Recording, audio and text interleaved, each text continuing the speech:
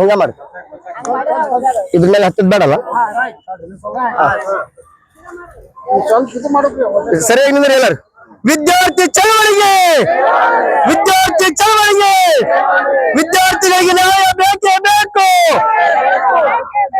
ಕೇಂದ್ರ ಸರ್ಕಾರದ ಮೊಂಡತನಕ್ಕೆ ಕೇಂದ್ರ ಸರ್ಕಾರದ ಮೊಂಡತನಕ್ಕೆ ಕೇಂದ್ರ ಸರ್ಕಾರದ ಮೊಂಡತನಕ್ಕೆ ಬೇಕು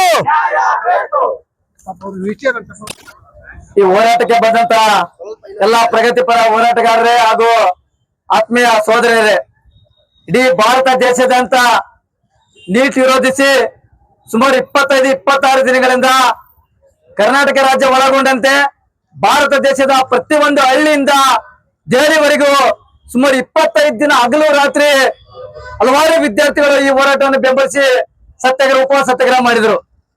ಇವತ್ತು SFI DYFI ಹಲವಾರು ಕಾರ್ಮಿಕ ಸಂಘಟನೆಗಳು, ರೈತ ಪರ ಸಂಘಟನೆಗಳು, ಪ್ರಗತಿಪರ ಸಂಘಟನೆಗಳು, ದಲಿತ ಸಂಘಟನೆಗಳು, ಕನ್ನಡ ಪರ ಸಂಘಟನೆಗಳು, ಮುಖ್ಯವಾಗಿ ವಿದ್ಯಾರ್ಥಿಗಳು ಈ ಹೋರಾಟದ ಕೇಂದ್ರ ಬಿಂದು. ನಾವು ನೀಟ್ ಯಾಕೆ ಬೇಡ ಅಂತ ಹೇಳ್ತಿದೀವಿ ಅಂತಪ್ಪ ಅಂದ್ರೆ ನಿಮ್ಗೆಲ್ಲರಿಗೂ ಗೊತ್ತಿದೆ. ನಾವು ಮೊನ್ನೆ ಎಲ್ಲಾ ಪ್ರಗತಿಪರರ ಚರ್ಚೆ ಮಾಡೋ ಸಂದರ್ಭದಲ್ಲಿ ಈ ವಿಷಯವನ್ನು ಪ್ರಸ್ತಾಪ ಮಾಡ್ತೀವಿ. ಇಡೀ ದೇಶಾದ್ಯಂತ ನೀಟ್ ಎಕ್ಸಾಮ್ ಬೇಡ ಅಂತೇಳಿ ವಿದ್ಯಾರ್ಥಿಗಳು ವಿರೋಧ ಮಾಡ್ತಾ ಇದಾರ.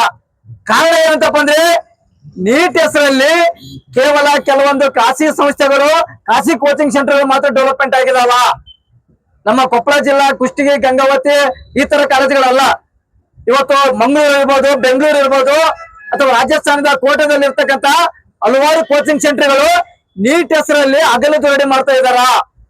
ಏನು ವಿದ್ಯಾರ್ಥಿಗಳಿಗೆ ದೇಶಾದ್ಯಂತ MBBS ಸೀಟ್ಗಳನ್ನು ಕೊಡ್ತವು. ಈ ದೇಶದ ಬಡವರ ಮಕ್ಕಳು, ಮಧ್ಯಮ ವರ್ಗದ ಮಕ್ಕಳು, ದಲಿತರು, ಕಾರ್ಮಿಕರ ಮಕ್ಕಳು MBBS ಗೆ ಒಂದೇ ಒಂದು ಎಕ್ಸಾಮ್ ಮಾಡ್ತವು. ಕರ್ನಾಟಕ ಇರ್ಬೋದು, ತಮಿಳುನಾಡು ಇರ್ಬೋದು, ಡೆಲ್ಲಿ ಇರ್ಬೋದು, ಇಡೀ ದೇಶದಂತ ಒಂದೇ ಎಕ್ಸಾಮ್ ಮಾಡ್ತವು. ಯಾರು ಬೇಕಾದ್ರು ಎಕ್ಸಾಮ್ ಬರೆದು ನಮ್ಮ ದೇಶದ ಯಾವುದೇ ರಾಜ್ಯದಲ್ಲಿ ಬೇಕಾದ್ರು MBBS ಮಾಡಬಹುದು ಅಂತೇಳಿ ಕೇಂದ್ರ ಸರ್ಕಾರ ನೀಟ್ ಅನ್ನ ಜಾರಿ ಮಾಡೋ ಸಂದರ್ಭದಲ್ಲಿ ಹೇಳಿತು. ನಾವು ಸುಮಾರು 4 ವರ್ಷದಿಂದ ನೋಡ್ತಿದ್ದೀವಿ ಸ್ವಾಮಿ. ಪ್ರತಿ ವರ್ಷ ನೀಟ್ ಪ್ರಶ್ನೆ ಪತ್ರಿಕೆ ಸೋರಿಕೆ ಆಗ್ತಾ ಇದೆ. ಈ ವರ್ಷ ಮೇ 3ನೇ ತಾರೀಕಿಗೆ ನಡೆದಂತ ನೀಟ್ ಪರೀಕ್ಷೆ ಏನಿದೆ, ಫಸ್ಟ್ ಮೊದಲನೇ ಪರೀಕ್ಷೆ ನೀಟು ಮೇ 3ನೇ ತಾರೀಕಿಗೆ ನಡೆದಂತ ಸಂದರ್ಭದಲ್ಲಿ ಪ್ರಶ್ನೆ ಪತ್ರಿಕೆ ಸೋರಿಕೆ ಆಯ್ತು. ಆ ಪ್ರಶ್ನೆ ಪತ್ರಿಕೆ ಸೋರಿಕೆ ಆಗಿದ್ದು ವಿಷಯ ಸರ್ಕಾರಕ್ಕೆ ಗೊತ್ತಾದ ತಕ್ಷಣನೇ ಇವರು ಯಾವುದೇ ಗಂಭೀರವಾಗಿ ಆ ಸಂಬಂಧಪಟ್ಟ ಅಧಿಕಾರಿಗಳಿರ್ಬೋದು, ಉಪನ್ಯಾಸಕರಿರ್ಬೋದು, ಕೋಚಿಂಗ್ ಸೆಂಟರ್ ಮಾಲೀಕರಿರ್ಬೋದು ಬಂಧನ ಮಾಡಲ್ಲ, ಅರೆಸ್ಟ್ ಮಾಡಲ್ಲ, ಫ್ರೀಯಾಗಿ ಬಿಟ್ಬಿಟ್ರು. ಇದರಿಂದಾಗಿ ಕೇವಲ ಇವತ್ತು ಶಿಕ್ಷಣ MBBS ಸೀಟ್ ಯಾವ ರೀತಿ ಆಗಿದೆ ಅಂತಪ್ಪ ಅಂದ್ರೆ ನಾವು ತರಕಾರಿಯಲ್ಲಿ ಸೌತೆಕಾಯಿ, ಬೆಂಡೆಕಾಯಿ, ಟೊಮೆಟೊ ಹಣ್ಣು ಮಾರಾಟ ಮಾಡ್ತಾ ಇರ್ತು ಕೆಜಿಗೆ ಎಷ್ಟಂತೇಳಿ. ಹಂಗಂತ MBBS ಸೀಟ್ ಇವತ್ತು ಖಾಸಗಿ ಕಾಲೇಜುಗಳಲ್ಲಿ 50 ಲಕ್ಷ, 60 ಲಕ್ಷ, 80 ಲಕ್ಷ MD ಸೀಟು 1 ಕೋಟಿವರೆಗೆ ಮಾರಾಟವಾಗ್ತಿದೆ. ಈ ದೇಶದ ಬಡವರ ಮಕ್ಕಳಿಗೆ MBBS ಸಿಗುತ್ತೋ, BMS ಸೀಟ್ ಸಿಗ್ತಾವ, ನನ್ನ ಮಗ ಇಂಜಿನಿಯರ್ ಆಗ್ಬೋದು ಅಂತೇಳಿ ನಮ್ಮ ತಂದೆ ತಾಯಿಗಳು ಕನಸ್ಕೊಂಡಿದ್ರು. ಆ ಕನಸು ಆಗ್ಬೇಕಂತ ಹೇಳಿ ಇವತ್ತು ಡಾಕ್ಟರ್ BR ಅಂಬೇಡ್ಕರ್ ಅವರು ನಮ್ಮ ದೇಶಕ್ಕೆ ಸಂವಿಧಾನವನ್ನ ಬರೆದು ಎಲ್ಲರಿಗೂ ಉಚಿತ ಮತ್ತು ಕಡ್ಡಾಯ ಶಿಕ್ಷಣ ಸಿಗಬೇಕು, ಗುಣಮಟ್ಟದ ಶಿಕ್ಷಣ ಸಿಗ್ಬೇಕಂತ ಹೇಳಿ ಸಂವಿಧಾನ ಬದ್ಧವಾಗಿ ಶಿಕ್ಷಣ ನಮ್ಗೆ ಇವತ್ತು ಉಚಿತ ದೊರಕಬೇಕಂತ ಹೇಳಿ ಸರ್ಕಾರಕ್ಕೆ ಸಂವಿಧಾನದ ಪೀಠಿಕೆಯಲ್ಲಿ ಸೇರಿಸಿದ್ರು. ಆದ್ರೆ ಇವತ್ತೇನಾಗಿದೆ, ಶಿಕ್ಷಣ ಮಾರಾಟವಾಗ್ತಿದೆ. ಆ ಮಾರಾಟದ ವಸ್ತು ಆಗ್ಬಾರ್ದು, ಎಲ್ಲರಿಗೂ ಉತ್ತಮ ಗುಣಮಟ್ಟದ ಶಿಕ್ಷಣ ಸಿಗ್ಬೇಕಂತ ಹೇಳಿ ಇಡೀ ದೇಶದಂತ ವಿದ್ಯಾರ್ಥಿಗಳು ಬೀದಿಗಿಳಿದಾರ. ನಾವು ನೀಟ್ ಬೇಡ, CET ಕೊಡ್ರಿ ಅಂತೇಳಿ ವಿದ್ಯಾರ್ಥಿಗಳ ಧ್ವನಿ ಎತ್ತರ ಉದ್ದೇಶ ಏನಂತಪ್ಪ ಅಂದ್ರೆ ನೀಟು ಪ್ರಶ್ನೆ ಪತ್ರಿಕೆಗಳು ಸೋರಿಕೆ ಆಗೋದ್ರಿಂದ ಯಾವ್ ದುಡ್ಡು ಇರ್ತೋ ಅವ್ರು ಖರೀದಿ ಮಾಡ್ತಾರ, ಅವ್ರ ಪಾಸ್ ಹಾಕಾರ, ಅವ್ರು ಮಾತ್ರ MBBS ಸೀಟ್ ತಗೋತಾರ. ಉಳಿದಿರೋ ಮಕ್ಕಳು ಒಂದು ಕಾಲೇಜಲ್ಲಿ 1000 ವಿದ್ಯಾರ್ಥಿಗಳು ಇರ್ತಪ್ಪ ಅಂದ್ರೆ ಕೇವಲ 50ರಿಂದ 100 ಜನ ಮಾತ್ರ ಇವತ್ತು MBBS ಆಗ್ತಾ ಇದಾರ. ಇವತ್ತು ಲಾಂಗ್ ಟರ್ಮ್ ಕೋಚಿಂಗ್ ಅಂತ ಕಳಿಸ್ತಾ ಇದಾರ. ಲಾಂಗ್ ಟರ್ಮ್ ಕೋಚಿಂಗ್ ಗೆ ಮಂಗಳೂರು ಭಾಗದಲ್ಲಿ, ಬೆಂಗಳೂರು ಭಾಗದಲ್ಲಿ 3 ಲಕ್ಷದಿಂದ 5 ಲಕ್ಷ ರೂಪಾಯಿ ಅಮೌಂಟ್ ಕೊಟ್ಟು ಹೋಗ್ಬೇಕಾಗಿದೆ. ಬಿಡು, 1 ವರ್ಷ ಲಾಂಗ್ ಟರ್ಮ್ ಕೋಚಿಂಗ್ ಹೋಗ್ಬೇಕಂದ್ರೆ 5 ಲಕ್ಷ ರೂಪಾಯಿಯನ್ನು ತಂದೆ ತಾಯಿಗಳು ಮಕ್ಕಳಿಗೆ ಖರ್ಚು ಮಾಡ್ತಾರ. ಆದ್ರೆ ಸೀಟ್ ಸಿಗುತ್ತೆ ಅನ್ನೋದು ಯಾವುದೇ ಗ್ಯಾರಂಟಿ ಇಲ್ಲ. ಇವತ್ತು ವಿದ್ಯಾರ್ಥಿಗಳು ಮತ್ತು ಪ್ರಗತಿಪರ ಕೇಳ್ತಾ ಇದ್ದೇವೆ, ಎಲ್ಲರಿಗೂ ಉಚಿತ ಉತ್ತಮ ಗುಣಮಟ್ಟದ ಶಿಕ್ಷಣ ಸಿಗಬೇಕು. ಸರ್ಕಾರಿ ಕಾಲೇಜಲ್ಲಿ ಓದ್ತಕ್ಕಂಥ ವಿದ್ಯಾರ್ಥಿಗಳು ಕೂಡ ನೀಟ್ ಕೋಚಿಂಗ್ ಸಿಗಂಗ ಆಗ್ಬೇಕು. ಇವತ್ತು ಕುಷ್ಟಗಿ ಪಟ್ಟಣದಲ್ಲಿ ಸೈನ್ಸ್ ಕಾಲೇಜುಗಳಿದಾವ, PU ಕಾಲೇಜುಗಳಲ್ಲಿ. ಆದ್ರೆ ಅಲ್ಲಿ 100 ಜನ ವಿದ್ಯಾರ್ಥಿಗಳು ಇರ್ತಾರ. ಅದೇ ಖಾಸಗಿ ಕಾಲೇಜುಗಳಲ್ಲಿ ನಾನು ಯಾವುದೇ ಖಾಸಗಿ ಸರ್ಕಾರ ಅಂತ ತಾರತಮ್ಯ ಮಾಡ್ತಿಲ್ಲ. ಯಾಕಿದ್ರೆ ಹೇಳ್ತದೆ ಅಂತಪ್ಪ ಅಂದ್ರೆ ಸರ್ಕಾರಿ ಕಾಲೇಜುಗಳಿಗೆ ಕೂಡ ಉತ್ತೇಜನ ಕೊಡಬೇಕು, ಅನುದಾನ ಬಿಡುಗಡೆ ಮಾಡಬೇಕು, ಶಿಕ್ಷಕ ಉಪನ್ಯಾಸಕರ ತುಂಬಬೇಕಂತ ಹೇಳ್ತಾ ಇದ್ದೇವೆ. ಯಾಕಂದ್ರೆ ನಮ್ಮ ಕರ್ನಾಟಕ ರಾಜ್ಯದಲ್ಲಿ 72,000 ಉದ್ಯೋಗಗಳು ಖಾಲಿ ಇದಾವ. ಇವತ್ತು ಹಲವಾರು ವಿದ್ಯಾರ್ಥಿಗಳು ಹೋರಾಟ ಮಾಡುವ ಉದ್ದೇಶ ಏನಂತಪ್ಪ ಅಂದ್ರೆ ನೀಟನ್ನು ರದ್ದು ಮಾಡಿ ಸಿಇಟಿ ಅನ್ನ ಜಾರಿ ಮಾಡಿ. ಸಿಇಟಿ ಕರ್ನಾಟಕ ರಾಜ್ಯದಲ್ಲಿ ಮೊದಲೇನು ಸಿಇಟಿ ಇತ್ತು, ಆ ಸಿಇಟಿ ಮೂಲಕನ BSc ನರ್ಸಿಂಗ್, MBBS, BMS ಅನ್ನ ತುಂಬ್ತಾ ಇದ್ರು. ಅದೇ ಮಾದರಿಯನ್ನ ಮುಂದುವರಿಸಬೇಕು. ಮತ್ತು ಇದು ಕೇವಲ ಪ್ರಶ್ನೆ ಪತ್ರಿಕೆ ಸೋರಿಕೆ ಆಗಲ್ಲ, ಕೇವಲ ನೀಟ್ ಅಷ್ಟೇ ಸೀಮಿತ ಆಗಿರೋದಿಲ್ಲ. ನಮ್ಮ ಕರ್ನಾಟಕ ರಾಜ್ಯದಲ್ಲಿ ಇರ್ತಕ್ಕಂತ ಮುಂದೆ ಹಲವಾರು ಪರೀಕ್ಷೆಗಳು ಬರ್ತಾವ. ಇವತ್ತು ಪೊಲೀಸ್ ಇಲಾಖೆ ಹಲವಾರು ಕಾಲ್ಫಾರ್ಮ್ ಮಾಡಿದೆ, ಅದು ಸಿವಿಲ್ ಇರ್ಬೋದು ಅಥವಾ ರಿಸರ್ವ್ ಇರ್ಬೋದು. ಮತ್ತು ಕಂದಾಯ ಇಲಾಖೆಯಲ್ಲಿ ವಿಲೇಜ್ ಅಕೌಂಟ್ ಕಾಲ್ಫಾರ್ಮ್ ಆಗ್ತಾ ಇದಾವ. ಮತ್ತು ಮುಂಬರ್ತಕ್ಕಂತ ಶಿಕ್ಷಕರ ಹುದ್ದೆಗಳು ಇರ್ಬೋದು, ಅದು ಕ್ರೈಸ್ಟ್ ಡಿಪಾರ್ಟ್ಮೆಂಟ್ ಇರ್ಬೋದು ಅಥವಾ ಕರ್ನಾಟಕ ಸರ್ಕಾರಿ ಶಾಲೆಗೆ ಶಿಕ್ಷಕನ ತುಂಬತಕ್ಕಂಥ ಶಾಲಾ ಶಿಕ್ಷಣ ಇಲಾಖೆ ಇರ್ಬೋದು, ಈ ರೀತಿಯ ಹುದ್ದೆಗಳೇನು ಮುಂದೆ ಕಾಲ್ಫಾರ್ಮ್ ಆಗ್ತಿರ್ತಾವ. ಆ ಕಾಲ್ಫಾರ್ಮ್ ಅಲ್ಲಿ ಕೂಡ ಕರ್ನಾಟಕ ರಾಜ್ಯದಲ್ಲಿ ಹಿಂದೆ ಅನ್ಯಾಯ ಆಗಿದೆ. ಹಿಂದೆ ಶೋಭಾ ಕರಂದ್ಲಾಜೆ ಅವರು ಗ್ರಾಮೀಣಾಭಿವೃದ್ಧಿ ಸಚಿವ ಇದ್ದಾಗ PDO ಹಗರಣ ನಡೆದಿತ್ತು. ಇಲ್ಲೇ ಗಂಗಾವತಿಯಲ್ಲಿ ಸಿಗಬಿಟ್ಟು ಯಾರಿಗೆ ಶಿಕ್ಷೆ ಆಗ್ಲಿಲ್ಲ.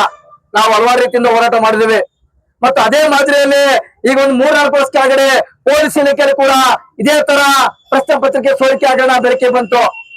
ಮತ್ತೆ ಇವತ್ತು ಮುನ್ನೆಚ್ಚರಿಕೆಯಾಗಿ ರಾಜ್ಯ ಮತ್ತು ಕೇಂದ್ರ ಸರ್ಕಾರಕ್ಕೆ ಈ ಹೋರಾಟದ ಮೂಲಕ ಎಚ್ಚರಿಕೆ ಕೊಡೋದು ಏನಂತಪ್ಪ ಅಂದ್ರೆ, ಸ್ವಾಮಿ ಬಡವರ ಮಕ್ಕಳು ಧಾರವಾಡನೋ, ಹುಬ್ಬಳ್ಳಿಯಲ್ಲಿನೋ, ಬೆಂಗಳೂರನ್ನು ಹಗಲು ರಾತ್ರಿ ಕಷ್ಟಪಟ್ಟು ಓದ್ತಾ ಇದಾರ.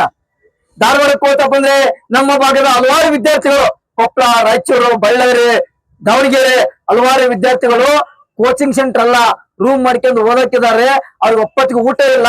ಎಲ್ಲರೂ ಮದುವೆ ಛತ್ರ ಇತ್ತಪ್ಪ ಅಂದ್ರೆ ಊಟ ಮಾಡಿ ಬಂದ್ ಇವತ್ತು ಮೆಸ್ ಅಲ್ಲಿ ಕೆಲಸ ಮಾಡಿ ಸ್ಟಡಿ ಮಾಡ್ತಾ ಇದಾರ.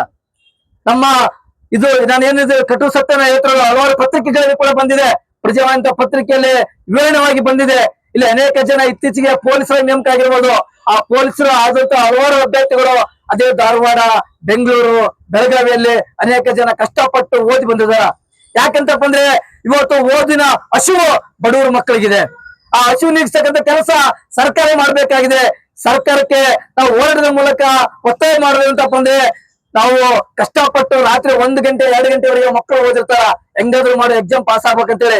ಇವತ್ತೊಂದು ಪೊಲೀಸ್ ಇಲಾಖೆ ಎಕ್ಸಾಮ್ ಇದೆ, ನಾಳೆ ಆಗಸ್ಟ್ 2ನೇ ತಾರೀಕಿಗೆ, ಆಗಸ್ಟ್ 20ಕ್ಕೆ.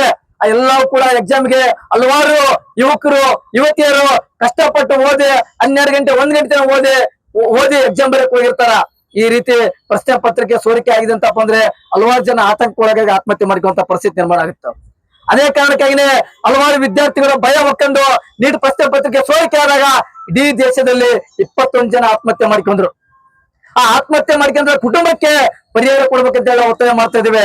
ಇವತ್ತು ದೇಶದ ಪರಿಸರವಾದಿ ವಿಜ್ಞಾನಿ ವಾಂಗ್ಚುಕ್ ಅವರು ಈ ದೇಶದ ವಿದ್ಯಾರ್ಥಿಗಳ ಸಲುವಾಗಿ ಸುಮಾರು 25 ದಿನ ಉಪವಾಸ ಸತ್ಯಾಗ್ರಹ ಮಾಡಿದ್ರು.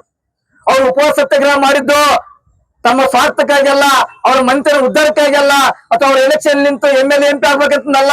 ಈ ದೇಶದಲ್ಲಿ ಎಲ್ಲರಿಗೂ ಉತ್ತಮ ಗುಣಮಟ್ಟದ ಶಿಕ್ಷಣ ಸಿಗಬೇಕು, ಉದ್ಯೋಗದಲ್ಲಿ ಭ್ರಷ್ಟಾಚಾರ ನಡೀಬಾರದು, ನೀಟ್ ಎಕ್ಸಾಮ್ ರದ್ದಾಗಬೇಕು, ಮತ್ತು ನೀಟ್ ಪ್ರಶ್ನೆ ಪತ್ರಿಕೆ ಸೋರಿಕೆ ಕಾರಣವಾದಂತ ಈ ದೇಶದ ಈಗ ಮಾಜಿ ಆಗಿದಾರ ಪ್ರಧಾನ ಅವರು ಮೊನ್ನೆ ರಾಜೀನಾಮೆ ಕೊಟ್ರು. ಇಡೀ ದೇಶದಲ್ಲಿ ದೊಡ್ಡ ಮಟ್ಟದಲ್ಲಿ ವಿದ್ಯಾರ್ಥಿಗಳ ಹೋರಾಟಕ್ಕೆ ಮಣಿದ್ರು.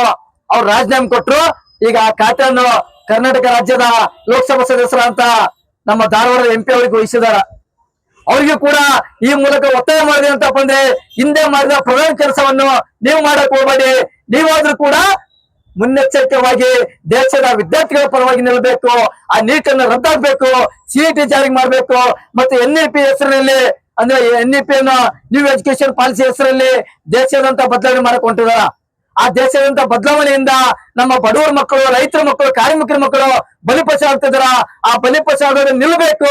ಮತ್ತು ಇಡೀ ದೇಶದಲ್ಲಿ 21 ವಿದ್ಯಾರ್ಥಿಗಳಿಗೆ ಸುಮಾರು 1 ಕೋಟಿ ರೂಪಾಯಿ ಪರಿಹಾರ ಕೊಡ್ಬೇಕಂತೇಳಿ ವಿದ್ಯಾರ್ಥಿಗಳ ಬೇಡಿಕೆ ಇದೆ. ಅದನ್ನ ದಯವಿಟ್ಟು ಸರ್ಕಾರ ಪರಿಗಣಿಸಬೇಕು. ಮತ್ತು ಈ ಹೋರಾಟದಲ್ಲಿ ಅನೇಕ ಜನರ ಮೇಲೆ ಕೇಸ್ಗಳಾಗಿದ್ದಾವ. ದೆಹಲಿಯಲ್ಲಿ ನಡೆದಂತ ಮೊನ್ನೆ 20ನೇ ತಾರೀಕಿನ ಸಂಸತ್ ಚಲೋ ನಡೀತೆ. ಆ ಸಂಸತ್ ಚಲೋದಲ್ಲಿ ಹಲವಾರು ಜನರ ಮೇಲೆ ಪೊಲೀಸರು ಹುಡುಕಿ ಕೇಸ್ ಹಾಕಿದಾರ. ಆ ಕೇಸನ್ನ ಸರ್ಕಾರ ರದ್ದು ಮಾಡ್ತಂತ ಹೇಳಿದೆ. ನಾವು ಕೂಡ ಒತ್ತಾಯ ಮಾಡ್ತಿದ್ದೀವಿ. ವಿದ್ಯಾರ್ಥಿಗಳ ಮೇಲೆ, ಪ್ರಗತಿಪರರ ಮೇಲೆ, ರೈತರ ಮೇಲೆ, ಸಾರ್ವಜನಿಕ ಹಿತಾಸಕ್ತಿಗಾಗಿ ಯಾವ್ಯಾವ ಕೇಸ್ಗಳನ್ನ ಹಾಕಿದ್ದಾರೆ ಆ ಎಲ್ಲಾ ಕೇಸ್ಗಳನ್ನ ಸರ್ಕಾರ ವಾಪಸ್ ತಗಬೇಕು. ಇಡೀ ದೇಶಾದ್ಯಂತ ಇದು ಕೇವಲ ವಿದ್ಯಾರ್ಥಿ ನೀಟ್ ಸಂಪಟ್ಟಂಗಲ್ಲ. ಇವತ್ತು ರೈತರು ಕೆಲವೊಂದು ವಿಚಾರದಲ್ಲಿ ಹೋರಾಟ ಮಾಡ್ತಿದ್ರ. ಬೆಳೆ ವಿಷಯಕ್ಕಿರ್ಬೋದು, ಬರಗಾಲ ವಿಚಾರಕ್ಕಿರ್ಬೋದು, ಗೊಬ್ಬರ ವಿಚಾರಕ್ಕಿರ್ಬೋದು, ಈ ತರದ ಅನೇಕ ಸಾಮಾಜಿಕ ಕೆಲಸಕ್ಕೆ ಹೋರಾಟದ ಸಂದರ್ಭದಲ್ಲಿ ರೈತರ ಮೇಲೆ ಕೆಲಸ ಇರ್ತಾವ, ಆ ಎಲ್ಲ ಕೇಸ್ಗಳನ್ನ ವಾಪಸ್ ತರಬೇಕು ಮತ್ತು ಉದ್ಯೋಗಕ್ಕಾಗಿ ವಿದ್ಯಾರ್ಥಿಗಳು ನಡೆದಂತ ಹೋರಾಟ ಕೇಸ್ಗಳನ್ನ ವಾಪಸ್ ತರಬೇಕು, ವಿದ್ಯಾರ್ಥಿಗಳಿಗೆ ಸಮಯಕ್ಕೆ ಸರಿಯಾಗಿ ಸ್ಕಾಲರ್ಶಿಪ್ ಅನ್ನು ಬಿಡುಗಡೆ ಮಾಡ್ಬೇಕು ಅಂತ ಹೇಳಿ ಅನೇಕ ಬೇಡಿಕೆ ಇಟ್ಕೊಂಡು ಇವತ್ತು ಹೋರಾಟ ಮಾಡ್ತಾ ಇದೀವಿ.